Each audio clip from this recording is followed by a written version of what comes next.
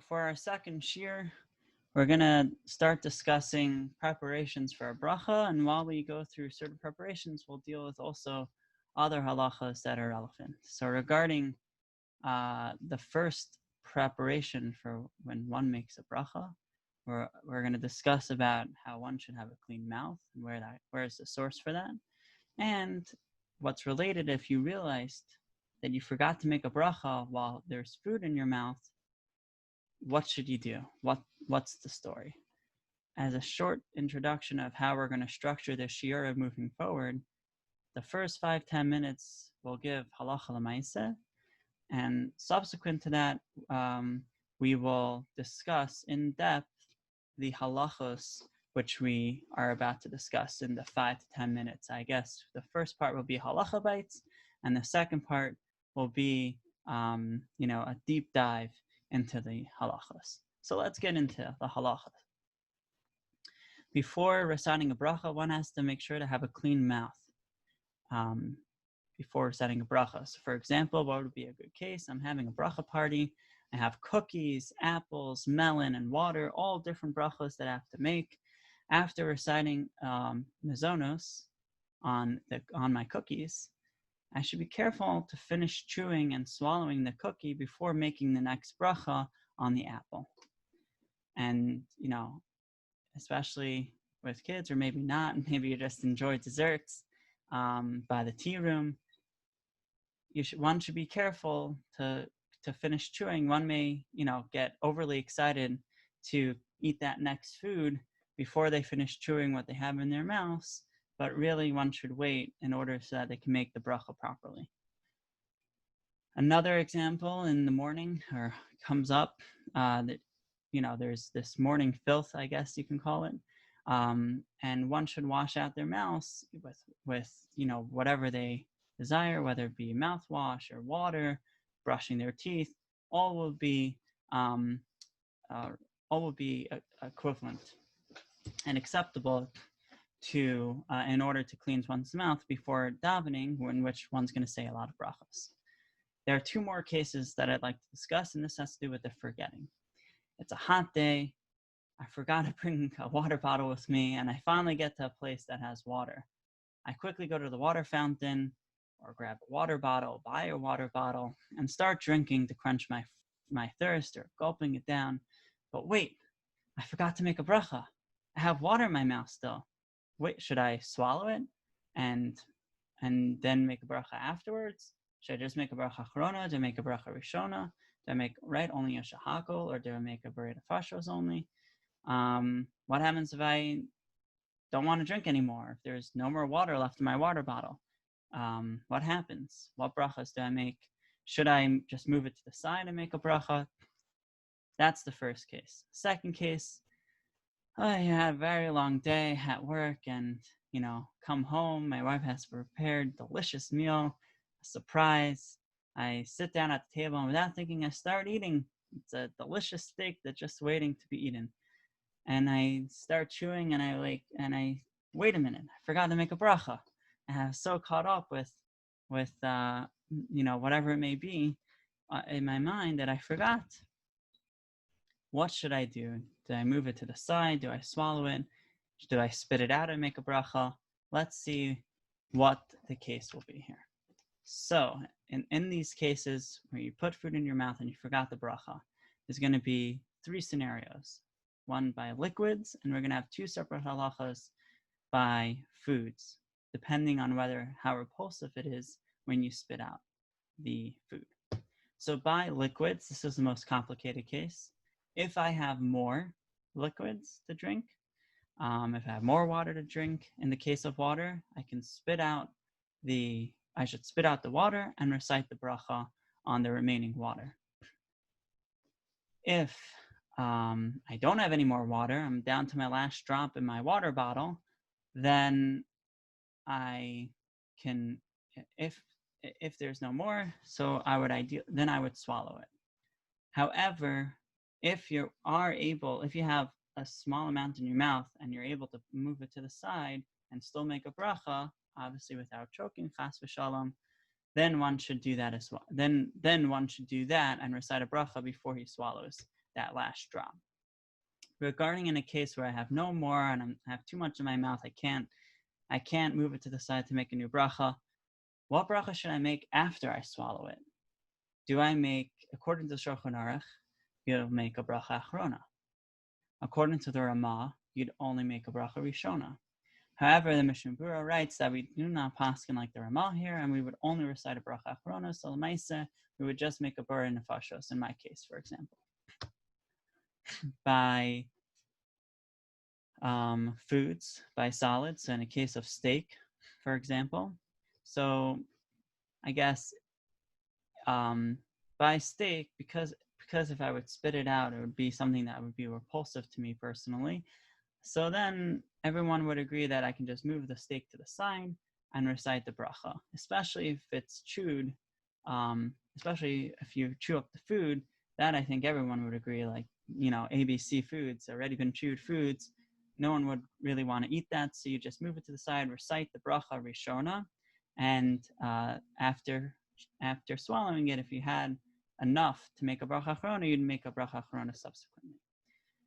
However, if I have food such as nuts, where if I put an almond or a cashew in my mouth and I haven't chewed it yet, I can spit it out and I can recite a bracha, one ideally should do that. This ends the halacha portion of our shiur. Feel free to pause. We are about to begin delving deep into these halachas. So let's delve deep. Where do all these halachas come from? So it all starts from a pasuk in Tehillim. Yemlא pi tehilthicha kol hayom tivartecha. My mouth is full of praise to you, glorifying you all day long. So yemlא pi tehilthicha. My mouth is full of praises and not with anything else. The Sefer Eshkol explains this pasuk best. See where we have highlighted in boxed in yellow. Mishum shnema yimale pi tilasecha, the pasuk we just quoted, mahashma'inan man de mevarech bracha tzarech levarech male pume below legamgem. Someone who makes a bracha, who needs to recite a bracha, should have a full mouth and not come to be, megamgem, whether that be, if you have food in your mouth, it'll distort your words. It'll be a murmur. It'll be not a murmur, but it'll be a distortion of the words, and that we don't want. We want to be able to say the bracha clearly and adequately. And that's how. And this is the source in the pasuk for that first halacha about having a clean mouth. And if you look at the lashon of the Rambam and Hilchos Brachos, which I did not bring here, you'll see that he writes like piv panoi, right? It's a open mouth. It's a open mouth that doesn't have anything else in it. Let's move on and deep dive into the next part, which brings this pasuk, but also brings the case. This pasuk is brought halacha l'maaseh in the Gemara regarding a case where one forgot to make a bracha. So let's read the Gemara together. You'll see I have different color-coded highlights, but we'll read through it together and we'll break up the Gemara accordingly. Amar Rav Yehuda, let me get my pointer. Amar Rav Yehuda, shachach v'hichnis ochlin etoch piv. So I forgot and I put food in my mouth without making a bracha.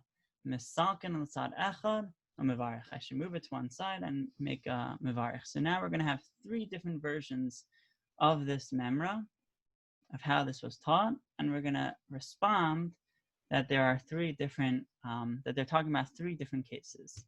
So for time's sake, and just to make it a little bit more organized, we're going to go based off of the color-coded sections of the Gemara and read them as such. So Tanya Chada Bolan, in a case, it was taught in such a case that we should swallow it. What was this? Ha the Tanya Bolan b'mashkin. That which we said that we should swallow it is talking about liquids. So we swallow it, presumably without a bracha. As we'll see, Rashi explains, Bolan below bracha. Second case, Tanya Idach Poltan, it was secondarily taught that we should what? That we should spit out the food. This was talking about foods that is not going to become disgusting. Let's see Rashi. In that which you put in your mouth, and you're able to return it and eat it. So the example that we gave of nuts. And finally, the third case, Betanya idach misalkan, which is actually how Rabbi Yehuda is brought down, right? Misalkan, that I should move it to the side. Betanya misalkan, I should move it to the side of my mouth. B'midi dimamis, in a case where I was in a case where it's disgusting, where it's going to be repulsive to eat it after I spit it out. So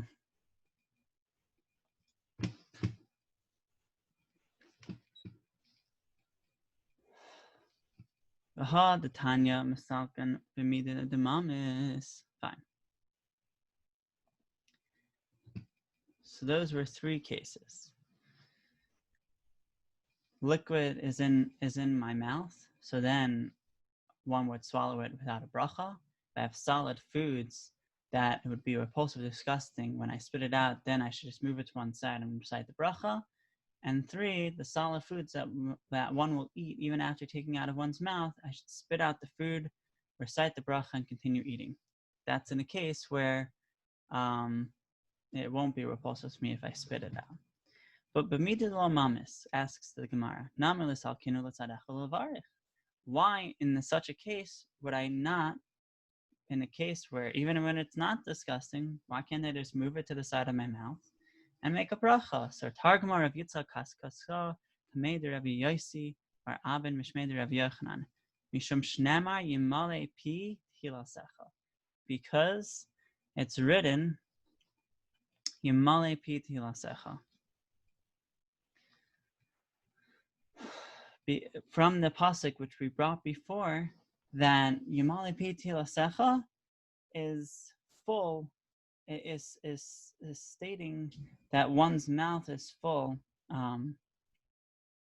One's mouth needs to be full of praises and not full of other things, and not full of food, so to speak. And therefore, if you have the opportunity to spit out the food, that's the ideal.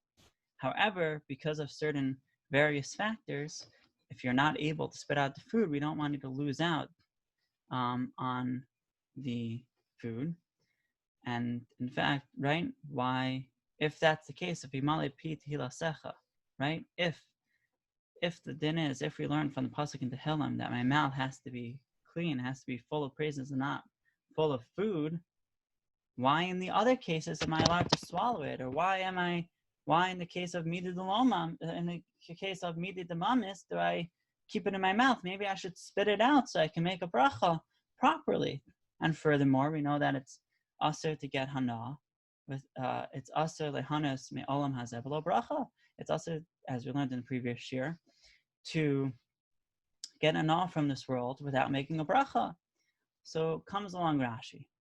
What does Rashi say? Afshar l'sakan la'echa melukmav levarich v'lo poltam shemafsidan, that it's going to be mafsid, because there's some hafsada here, which we're going to elaborate further. What does this hafsada means? But because there's some loss here, because we don't want happening, therefore we're going to allow you to swallow it. In the case of mashkin, and in the case of poltan b'midi lo mamis, we're going to allow you to move the food to the side and push off this halacha of Yemlא pi tihilsecha, in order so we don't violate the isser of benefiting from this world without a bracha. So let's dive deep into this Gemara. We're going to take it apart. We're going to learn to the Rishonim on this Gemara. Our first question: how can I say a bracha when there's food in my mouth? Shouldn't I spit it out based on Yemlã pi tihilsecha, what we were just discussing? Feel free to pause this video and learn the Mar Makomos. We're now going to go through these Mar Makomos and see the answers to this question. So comes along Rashi. as we just learned right before this, why shemafsidan? Because there's a hefsid. What is this hefsid? Is it a hefsid mammon or is it a hefsid oichlin? Right? Maybe Rashi is coming to tell us that, we don't want you to lose any money. We're concerned about you because of the loss of money, and therefore you don't have to spit it out. You can swallow it and not make a bracha. Or what's more like, and what most learn, is that it's a hefsid ochlin, that there's a concept of bal tashchis, right? You shouldn't waste food. There's an ibud ochlin. You're going to lose the food. That is more like, and that's probably what Rashi, this Isser bal tashchis, overrides the Isser l'hanes me'olam hazeh below bracha, and therefore you shouldn't spit it out, but rather swallow it. If you can move it to the side and make a bracha, that would be great, but otherwise we allow you to swallow it and not violate the Isser of bal tashchis. However, there's another hefsid, which it's not very likely, as we'll see soon, that Rashi is learning this way, but because Rashi was so vague, shemafsidan, it could be, as it's brought in the Meiri, on the left side, that just v'yafsid hanaso, right? In the context, the Meiri explains that when we do not have any more to drink, it's better that we swallow it and say a bracha achroina. She'ein sham od me'osad mashkin. We don't have any more of that liquid lefanav before us. Umutav sheyivalam. It's better that we swallow it. V'yivarech bracha achrona yishayfal tame. It's better that we make a bracha achrona than us spitting it out. V'yafsid hanaso, because by then us spitting it out, v'yafsid hanaso, we lose the hana. Uberchaso, and it's bracha. There seems to be that this hefsid hana seems to be somewhat related to berchasa, because just spitting it out would lose its bracha because I'm not able to swallow it. Maybe I would swallow it again, but because you're yafsid hanasa, because you lost by spitting it out, you somehow lose the hana. So what does hana have to do with anything? Perhaps there's a reasoning why the food loses its bracha, because it loses its status, its hana status. Who would want to drink water that has been mixed with someone else's or even one's own saliva? So l'chara, it could be that there's something going on here regarding the hefsid hana with the bracha. So we have three options so far: hefsid mammon, hefsid ochlin, and hefsid hana. What does Rashi mean? So if you look at the Chidushei Basra, he explains Rashi very beautifully. You can read it at length. Feel free to pause and read it at length, but we're going to focus on how it comes out. L'maskana. L'chayra, yesh lama de Rashi sover, de had de asal hanes ve'elam hazeh below bracha, humishim de mechuyav adam la'aviyah hakaras hatov la'Hashem, amma shenasal no la'echol. Rashi learns, as we learned in last year, that it's usher to get hana from this world without a bracha. Why? But he learns it that it's an inyan of hakaras hatov. It's giving hodah to HaKadosh Baruch Hu. Thank you, HaKadosh Baruch Hu, on that which he gave us, food. Mistaber v'mishum hakaras hatov, lo mechuyav ha'adam lavatal etzem hatov. And it's mistaber that according to Rashi, lishitaso, that because of this hakaras hatov, a person is not mechuyav to push off the goodness that he's going to get from the food to make a bracha rishona. He doesn't have to spit it out. He doesn't have to be mafsid the goodness. V'kan mafsid hefsid oichlin. V'kan kadesha yuchal lahavia hakaras hatov. And in order that he'll be able to, since he's going to be able to say hakaras hatov, yitzarech liflot hatov la'avdoi, v'nimtzal dehafsid hatov ha'atzma. If he would spit out the ochlin, if he would spit out the food, he's going to lose out on the goodness, and he's going to lose out on the hakaras hatov that he can say for this food. The Rabbanan didn't require this. And therefore you'd be pater from saying a bracha rishona here, because you can still say a bracha achrona afterwards, which also has a birkas hoda'ah. So very beautiful. It's mamish, lishi taso of Rashi, that we're not going to be mechayiv to be hefsid the ochlin, or hefsid the tova in this case, right? The goodness from the food. You don't have to spit out the food and lose out on the goodness in order to say the birkas hoda'ah. You can say the bracha achrona, because that also fulfills the birkas hoda'ah, and that's beautiful lishi taso.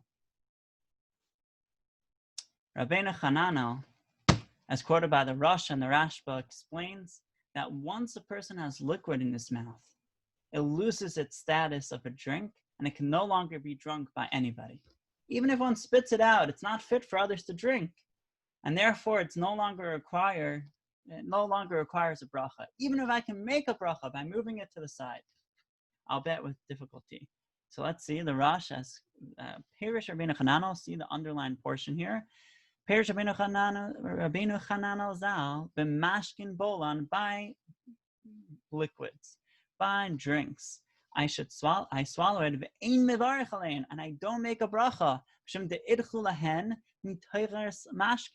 because I'm doiche the liquids from the Torah of liquids. It's no longer considered a liquid, the einan u'yin l'shtos l'chol adam, because now it's not fit for everyone to drink anymore. It's no longer considered a drink. If you're the only one that can drink it, it's not considered a drink. Therefore, we're not makbid on its bracha. Even if you're able to move the liquid to the side of your mouth and make a bracha, you don't have to. It already lost its shem mashke. It's no longer mitoras mashkin, and therefore you will not have to recite a bracha over it. It's totally lost. It's no longer in the category of a drink, because it's unfit for consumption by others, and therefore there's no bracha that is required anymore. Very interesting. Very different than Rashi.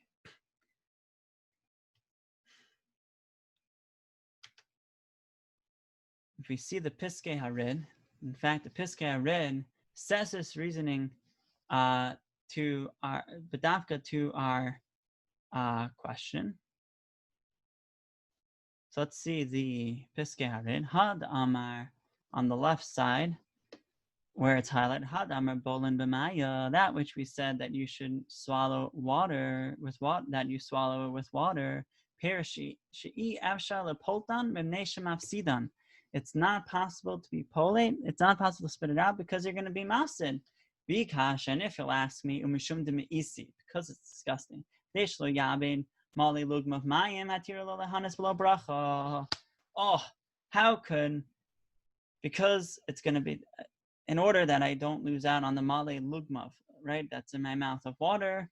It's mutter for me to get a hana without a bracha. Yesha taritz. No, you don't have to get a hana without a bracha. Yesh taritz. Mishasham ha'oichlin toch piv. At the moment, at the time that the food enters your mouth, but luvenim asim barok piv. It's now going to be bottle. It's shame ochlin, and its food status becomes bottle, becomes nullified. It's no longer considered food, and it becomes disgusting and repulsive from the saliva that's in my mouth. Barok piv. Ve'ein behen mishum iser lahanis below bracha. There is no longer an iser of lahanis below bracha. Came in dem batlu mahayosan. Because why? Since I was bottle the hana.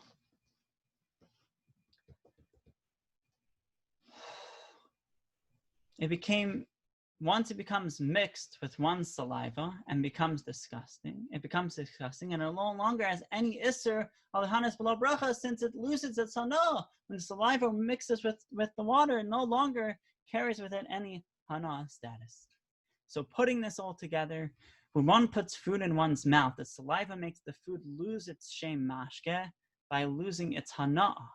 its benefit that one gets from it. You're only required to make a bracha if you're going to get hana from it. We're going to see, hopefully in future shiurim, and if not, you can find this in Shulchan Aruch. There's discussions regarding if you're not getting hana from it, for example, just tasting the food, or if you need it for refuah, or if you're just swallowing something for that's to get something that's stuck in your, to get something out that's stuck in your throat. All of these would not require a bracha, would potentially not require a bracha because you're not getting enough from it. And that's what happens. That's what saliva is really doing. The saliva in your mouth is, how does it make it lose the shem mashke? By making it no longer able to give hana'ah to others or to yourself for that matter. I personally, if there's spit in my drink or liquid, I would not want anything to be, I wouldn't want to drink that. I don't know about you, but I wouldn't want to drink something that certainly has been in someone else's mouth. And even if it was one in my mouth, I would prefer not to drink it. I'd rather have fresh water, which will quench my thirst. Let's move on to another question. How can we move the food to the side and make a bracha by solids? Doesn't it lose its shem mashke, or in this case, its shem ma'achal? What's going, right? Now that we're saying that as soon as the food enters my mouth, it's going to lose the shem mashke. It's going to, right? So maybe the same should apply by ochlin, right? Why shouldn't the same apply by ochlin? As soon as the food enters my mouth, it connects with my saliva. It's no longer fit for others to eat. Who wants to eat something that's already been in my mouth? And it should lose its shem ma'achal. It can no longer provide hana for others. And therefore, I don't have to make a bracha. So if we look at Rabbeinu Hananel, this is Rabbeinu Hananel that can be found in the Vagshel Gemaras from Ksav Yad, v'had the tani misalkin letoch piv letzad echad, and that which we taught that we should move to the side of your mouth, the food, b'midi demimis, by foods which if I would spit out would be disgusting. The iamarta bolan, because if I would say to swallow it, hatzrichik sisa, I would need to chew it. And when I remember that I forgot to make a bracha, below bracha, and then I would come to chew it without a bracha, mazidhu, I would be considered a mazid. I would actively be violating the isser. I remembered. I'm no longer shogig because I remembered that I forgot to make a bracha, and now I'm chewing it. Now I'm actively violating the isser of lehanos ba'olam hazeh below bracha.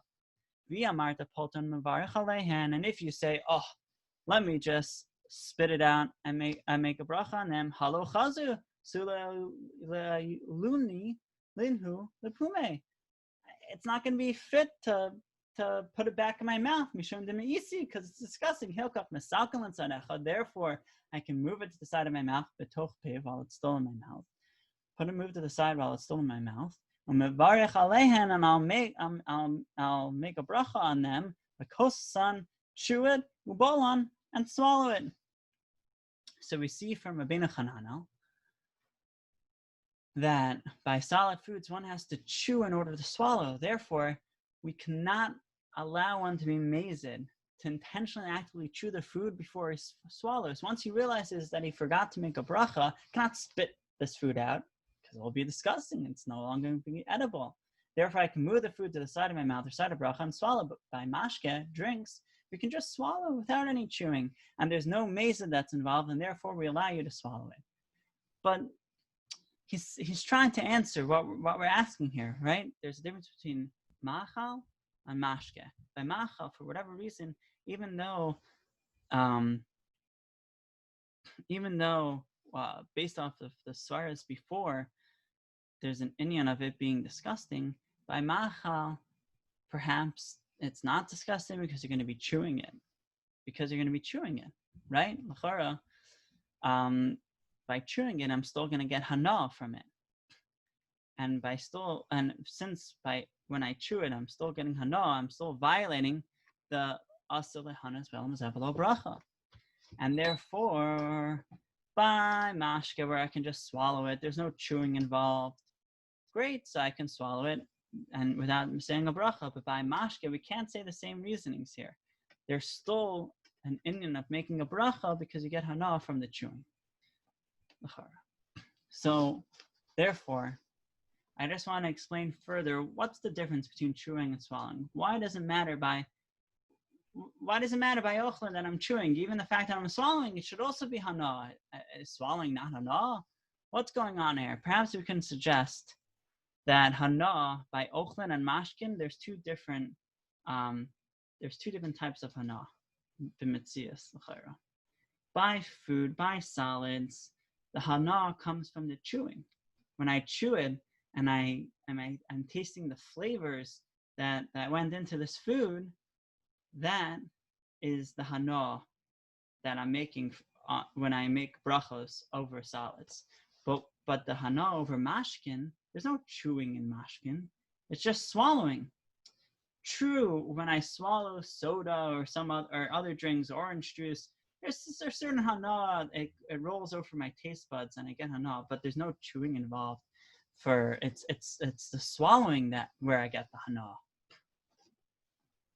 And therefore, by ochlin, kolzman that I can still continue to chew in, I'm gonna violate the iser hana, and therefore I'm required to make a bracha before I continue chewing further, because there's still hana involved. But by mashkin, even if it's still in my mouth, I can just chew before swallowing it. So chew before swallowing it, we really should be able to do that. Chew by swallowing, right, l'chara, I should really be put it to the side of my mouth for the same svaras, because before I swallow, which is the hana, I would be able to, before swallowing, I should really be trying to make a bracha before I swallow it. But since it's not possible when you have a drink in your mouth, so you'll swallow it and you'll make a bracha either afterward, and you'll make the bracha afterwards. Because once you swallow it, that's the end of the chances for the bracha. Or because of the svaras that we said before, that by mashkin, once the saliva mixes with the mashkin, it's no longer has that shem mashkin, and therefore you wouldn't be allowed to swallow it. We're going to see later that perhaps this is why the Ravid says that you must spit out the mashke when the liquids, the drinks, when you swallow it, because perhaps you don't want to get hana from the swallowing after you swallow it. But this is an important chakira that I think it could explain this Rabbeinu Hanan a little bit in terms of the difference between the hana, but we can also explain with the shem mashke how even though we're getting hana from swallowing it, but since it mixes with my saliva in my mouth, I can't possibly make a bracha. And therefore, when you're, put into the side of the, when you're boxed into a corner, we allow you to make a bracha. Fine. I hope that was clear. Just one more nafkamina, perhaps, that we can say here regarding Rabbeinu Hananel. What would be the case if I'm finished chewing and I'm ready to swallow? Would I still require a bracha? According to Rabbeinu Hananel, we would be able to swallow this food without making a bracha. Perhaps we can say that once we chewed it to the end extent, right? Bubble gum, for example. Not the best example because you don't swallow bubble gum, but it's a good example for what I'm about to display. Bubble gum, after you chew it for a while, it loses its taste. Same thing with food. After you chew it for a while, all the taste is gone, and that's when you swallow it. When you finish enjoying all of the tastes, you swallow it afterwards. So perhaps that's the point when it would lose its shem machal, because it's no longer edible, and when it loses its ability to make a bracha. And that would be perhaps a nafkamina halacha l'maaseh according to Rabbeinu Hananel, that in a case where it's fully chewed in your mouth, you would still not need to make a bracha, but rather you can just swallow it, just like you can just swallow mashkin, because there's no further hana'ah to get from it. Let's move on to the next question. What bracha should we make after we swallow the drink? Feel free to pause here and look at the various sources that I have. So let's dive into these sources. Great, so I have a drink. We learned that by liquids, by swallowing, you could just swallow the liquids and not make a bracha. But let's see, do I make a bracha? Or what bracha do I make afterwards? So let's see the Rosh. The Rosh in our Gemara,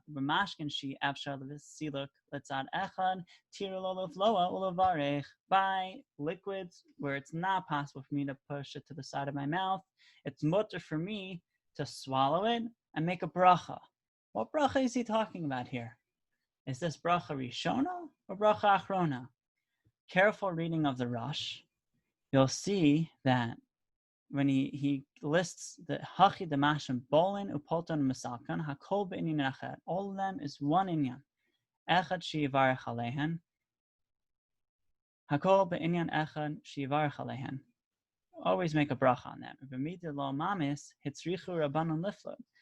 By a case where you're not going to be, where it's not discussing when you spit it out, hitzrichu rabbanon liflot ulevarich, and make a bracha rishona of b'mida mamis, and in a case where it's mamis hitiro lo l'sakel l'tzad echad ulevarich, and make a bracha rishona. Ubemashkin sheyasha b'silak tzad echad hitiro lo l'vlo ulevarich bracha rishona. It's very clear, and especially from just the context of him listing these three cases, ulevarich, he doesn't say ulevarich achrona, ulevarich bracha achrona. He doesn't clarify ulevarich. It's mashma from all these three cases that ulevarich is referring to bracha rishona. And similarly, we can also be medayik, giving over this year. It was just medayik this year. Kol be'inyan echad sheyivarech alehen. All of them are one inyan. All these three cases is one inyan, and we make a bracha on them. What's that bracha? A bracha rishona.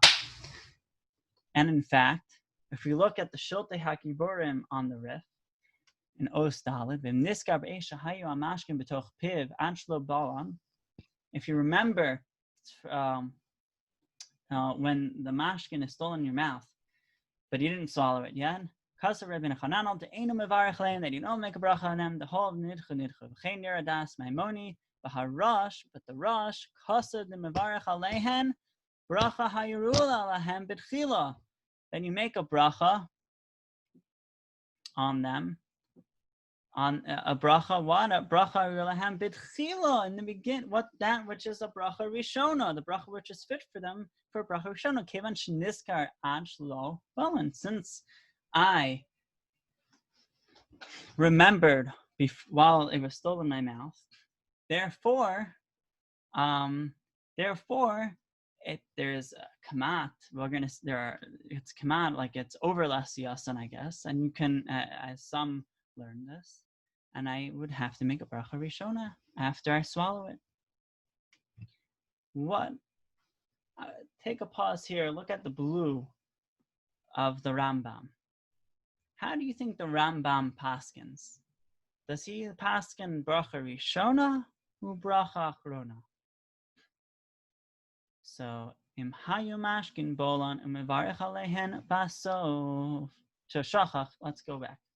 One more pair. Shachach v'hichnes ochlen toch bivlo bracha. If I forgot and I have put food in my mouth without a bracha, im hayu mashkin bolan umevarech alehen basov. If I have mashkin, I swallow it and make a bracha on it at the end. What bracha is he talking about? Basof is no real raya, because Basof, he's just saying that you should make it at the end. He's not saying that you make the bracha, which is said at the end. Maybe he's saying that. Let's see. If you look at the Kesef Mishnah, which is on the right side here. So first let's look at the yellow.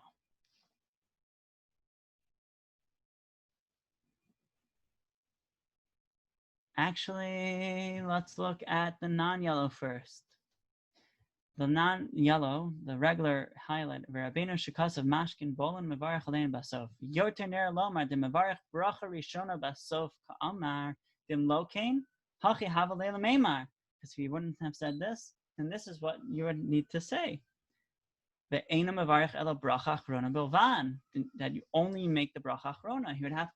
He's medayik from the fact that he didn't say that you only make a bracha achrona. Implies that you would make both a bracha rishona and a bracha achrona. Both the bracha achrona kamar my kamashalan pshita. Also, why does he have to tell us that you have to make a bracha achrona? It's obvious to make a bracha achrona. So what? You should have just said him how you mashkin boil and you swallow it. Of course, you make a bracha achrona. If you have enough to make a bracha achrona, we would have known that. So it must be that the Rambam is saying that you should also make a bracha rishona. However, the Kesef Mishnah ends that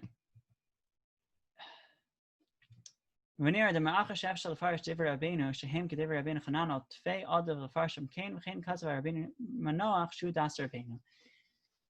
He learns the Rambam like Rabbeinu Chananel. What does Rabbeinu Chananel say? So let's look at the yellow underline on the right side. Efshel Lefarish Devarav Shesover She'enu Mevarich Bracha Rishona. That you don't make a bracha Rishona. K'Divrei Rabbeinu Chananel. And it's like the words of Rabbeinu Chananel. Lefikach Kasav Shemevarich Aleim Basof Shemevarich Aleim Bracha achrona bilvan, and you only make bracha achrona and nothing else. And that's how the Kesef Mishnah comes out lamaskana in his back and forth, potentially. He gives two readings of the Rambam, the bracha rishona and the bracha achrona. Let's see the Rabbeinu Manoach. Rabbeinu Manoach learns the Rambam that it's bracha rishona, that it's bracha achrona, excuse me. Fine, that's according to the Gemara.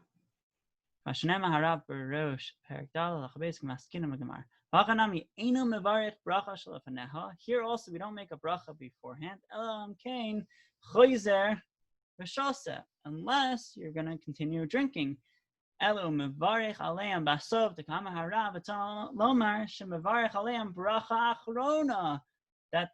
Rambam is referring to the bracha achrona.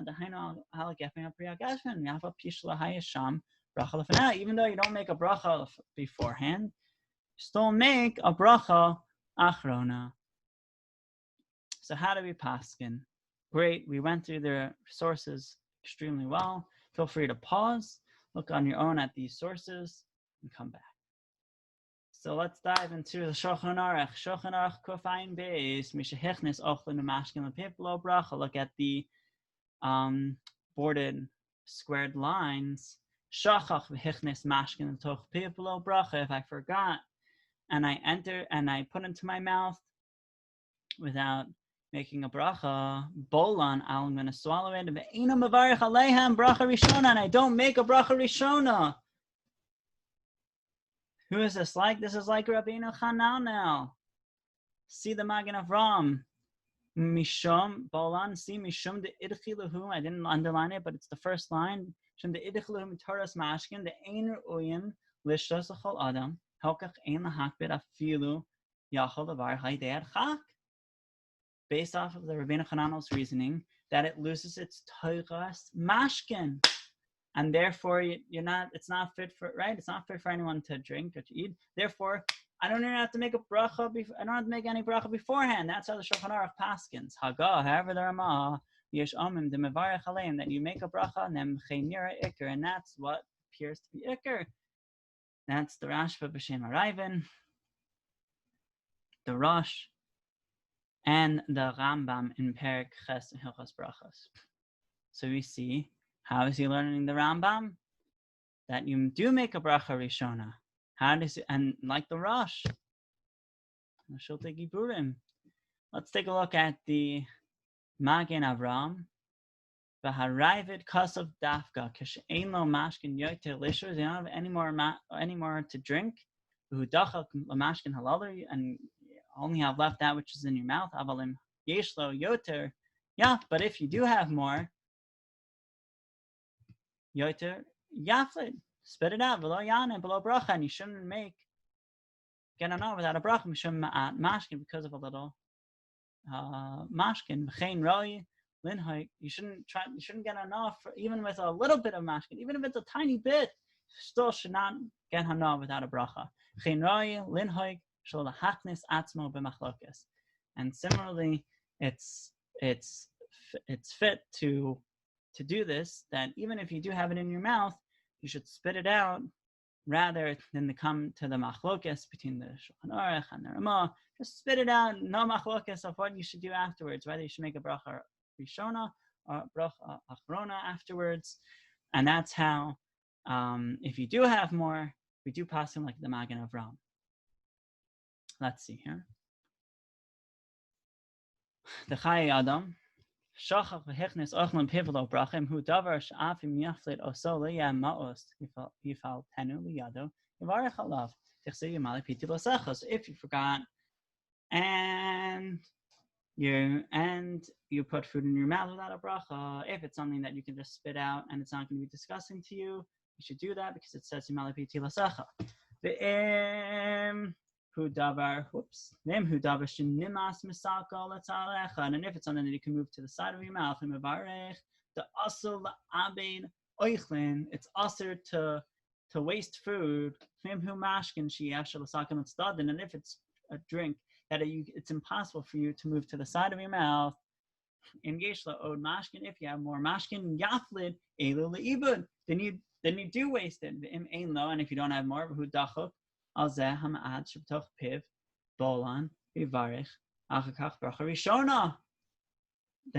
what happens if you only have mashkin and you swallow it? You says that you should make a bracha rishona, paskening like the Ramah. However, even though the Chayadim paskins like the Ramah, and the Chayra before the Mishnah Berurah came along, many probably paskin like the Chayadim and like the Ramah, comes along the Mishnah Berurah. Look at the blue for the time being. Rov haposkim kedea rishona she'ena mevarech rak bracha achrona im shasa kashir v'chein hiskim halyarava. Rov poskim not like the Ramah, and you should only make a bracha achrona. Look at the Sha'ar Tzion. Who's these Rov poskim? So ki hine dea rishona shesaveres the bolan b'li bracha hidas Rabbeinu Chananel. Who's the deos that you should make, that you can swallow it without a bracha rishona? This is Rabbeinu Chananel. V'lav yichidahu. He's not alone. Ki kain hu gam das Rashi. V'hu v'ba gra. That's one in the gra and the Riaz. And Tosas Rabbeinu Yehuda gam kain hetek leperush Rabbeinu Chananel b'gemara. Umash v'lahachi svirale tegam das harambam kain hu kenira bit mi pashtius devarav. That you should only make a bracha achrona like the Rabbeinu Manoach, and not like the Kesef Mishnah, and not like the Ramah. K'mar shekasav agra b'bi'urai.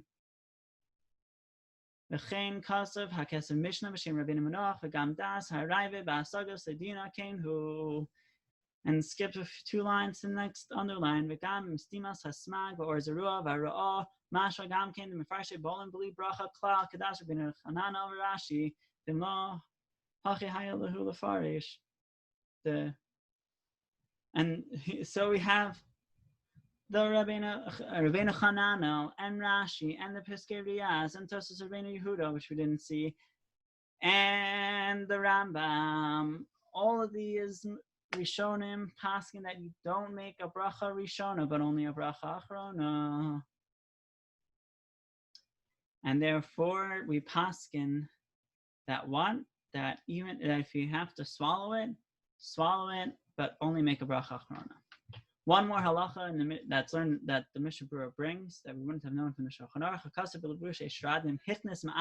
You still have a little in your mouth. And you're able to make a bracha, with difficulty, but you're still able to make a bracha. You should make that bracha. You shouldn't go without making that bracha. So finally, Kasaf, if you look at the Sif Beis of the Shulchan Aruch, which is in blue box, shachach v'hichnis ochlin toch pevelo bracha. If you forgot and you entered food into your mouth without a bracha, im hudavish in a nimas. Im yifal tenu. Vivarech alav im hudavish in nimas misalko letzad echad umivarech. So if you're able to spit it out and it's not going to be repulsive and disgusting to you, spit it out and make a bracha. But if it's something that is going to be repulsive and disgusting to you, then you should just move it to the side of your mouth and make a bracha.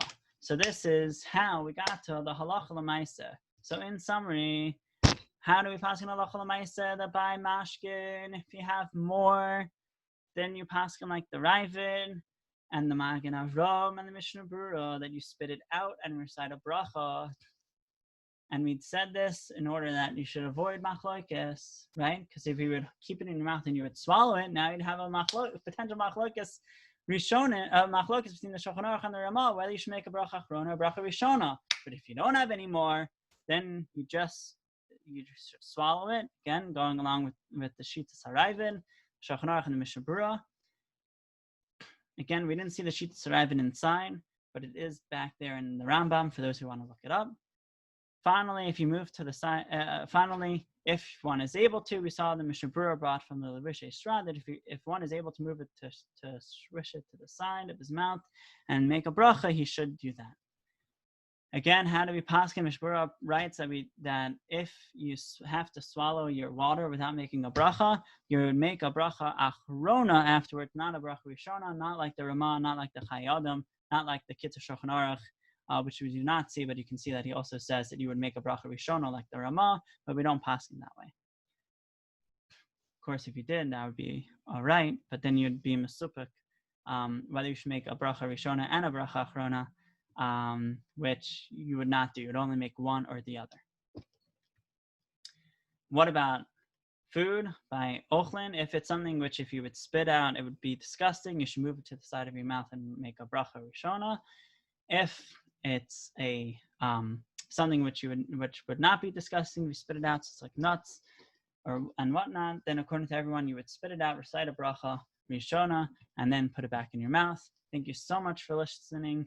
Feel free to check out the link in the comments and perhaps in this video at the end to the website where you have a full write-up with many more with more rishonim, which we did not even discuss yet, and for further clarity in the various rishonim and halachos that we discussed this year. Thank you so much for listening. Have a wonderful day.